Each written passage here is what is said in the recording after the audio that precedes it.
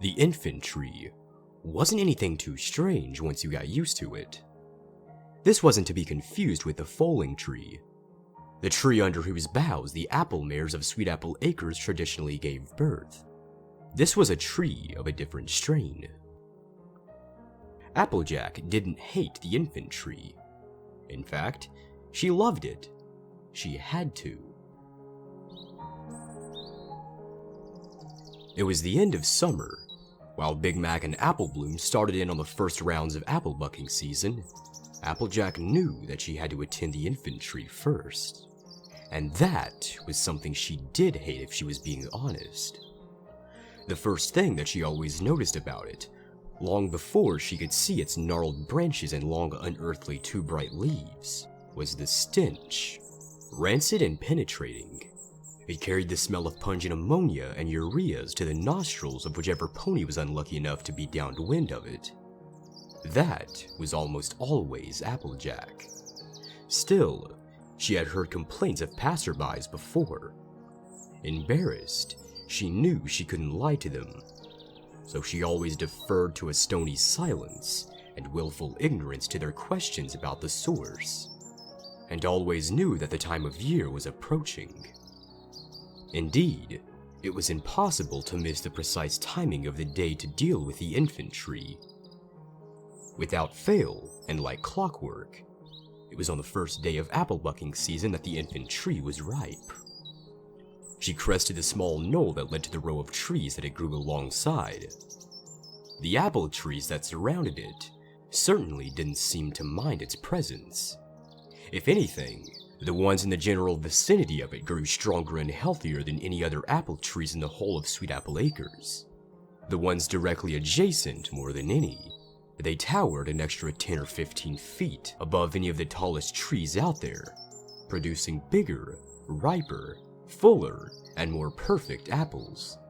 But they were always sour. Their taste was always too overpowering. Their juice was too acidic. And the smell was almost as strong as the infant trees itself. The apple family knew better than to harvest these apples for any pony's consumption. These apples, despite their tantalizing appearance and overabundance, always fell from the branches to rot on the ground. Maybe that's why the smell was so bad. Perhaps the size of these trees in this part of the orchard was a blessing. They obscured it from view, so at least only the apples knew of its existence thus far. That didn't change the fact that Applejack still needed to tend to it every year, and she tended to it alone. But that was okay. She didn't mind. Really, it was just another chore to attend to, just another motion of upkeep on the farm. She had grown close enough that the smell was causing her eyes to water. She could see the tree now, underneath the boughs of the surrounding trees, heavy with their poisoned fruit. Its height was normal for that of an apple tree, dwarfed by the monstrously sized ones around it. Applejack shuddered at the feeling of the muddy, soggy ground beneath her hoof. She would never get used to that. Still, only part of the job. The ground around the infantry, in roughly a 20-foot radius, was fetid and waterlogged. The grass seemed to gain no purchase here. They had not appreciated the same boost in life that the trees that fell within its bounds. In fact, for some reason, the only plant life that grew at all were the trees that had been planted long before the infantry had been. She slowly trudged on, coughing from the stinging sensation that always accompanied the stench whenever she got this close. It burned the inside of her nose, and tears were streaming down her cheeks. Applejack rooted around in her saddlebag briefly and produced a clothespin. It hurt, pinched down on her muzzle, and barely did anything to abate the smell. But a brief respite was better than nothing at all. Besides, the rough clamping of it on her snout was at least a minor distraction. She nearly stumbled over one of the gnarled roots that jutted from the sodden ground. Yelping softly, she caught herself and hoped her saddlebag wouldn't fall. That had happened one year, and she had to burn the saddlebag. The smell would never come out. To her eternal gratitude, it had not slipped from her bag. That would have been irksome. She needed to carry back the tree's fruit. She could carry them back in her hooves. But to her infinite shame, she felt filthy touching them longer than she had to. She had started walking again, and was so consumed in the smell and her own thoughts of revulsion at what was to come, that she had walked headlong right into the trunk. She recoiled, not from the pain, as the dull thudding had a similar effect to the pinch of the clothespin, which thankfully had not been knocked loose by her collision, but because the infantry always throbbed back whenever she touched its trunk.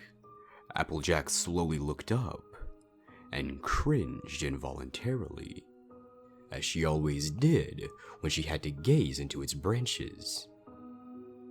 The infantry was a tree that hung ripe with fetuses.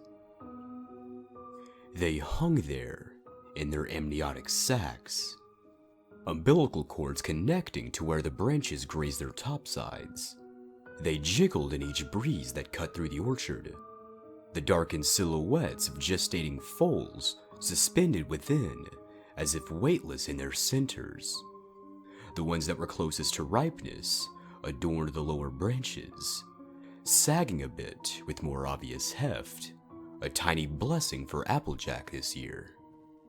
The further one looked up into the tree, the more the fruit became obscured with leaves.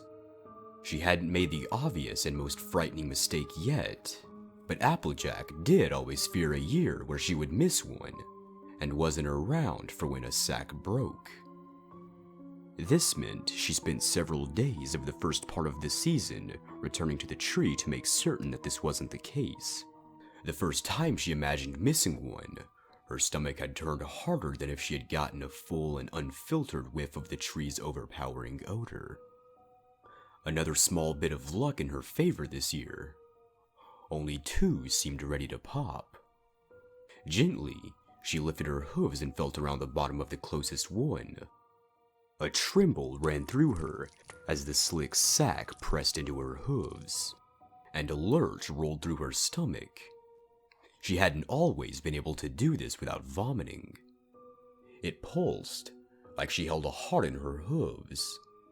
She could see the tiny pony inside, wriggling, squirming, writhing. Yes, it was definitely trying to break free. She quickly dropped down and curled her head to her saddlebag, producing a small, sharp knife. With expert precision, she slowly leveled the blade against the side of the sack. Careful not to press down too harshly, she dragged it along the edge of the fruit. Amniotic fluid beating at the incision mark. The foal thrashed around with growing intensity inside its home, like it could feel what she was doing. Maybe it could. Applejack definitely didn't want to think about that. She pulled the blade away, rearing back onto her hind legs as she carefully placed her hooves back under the sack. Now, she just had to slowly spread it apart and deliver the foal. The foal had other plans. In its thrashing, a hoof had connected right to where Applejack had weakened the membrane. It split open, and a geyser of powerful-smelling liquid torrented out. Applejack gasped, the knife clattering from her mouth and sinking blade first into one of the roots of the tree. She kept her hooves braced beneath it, the slightly sticky liquid gushing down her hooves and forelegs. She was quite proud of herself for not vomiting now. Applejack gently peeled the remnants of the sack off the foal, exposing what she now saw was a little colt to the world for the first time. His umbilical was still attached to the branch, and without the knife, which she usually used to cut them free, she couldn't exactly just leave him dangling there to grab it. Closing her eyes, she quaked and swallowed hard as her stomach lurched again. Applejack knew what she had to do. She leaned forward and opened her mouth.